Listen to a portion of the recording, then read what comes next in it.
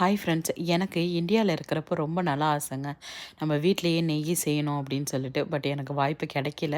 நான் கனடா வந்த பிறகு என்னோட ஹஸ்பண்ட்ட சொன்னேன். சரி நானே செஞ்சு தரேன் அப்படின்னு சொல்லிட்டு அவங்க அன்சால்டட் பட்டர் வாங்கிட்டு வந்து எவ்வளோ தேவையோ அதுக்கு தகுந்த மாதிரி வந்துட்டு நல்ல பெரிய கடாயில் வந்துட்டு காய்ச்சினாங்க.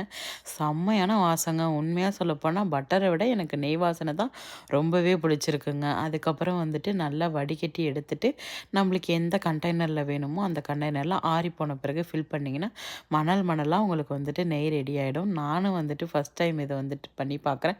நீங்களும் வீட்டில் கண்டிப்பாக ட்ரை பண்ணி பாருங்கள். சூப்பராகவே இருக்குங்க. எனக்கு என்னோடய ஹஸ்பண்ட் வந்துட்டு செஞ்சு கொடுத்த எல்லாமே எனக்கு பிடிக்கும்.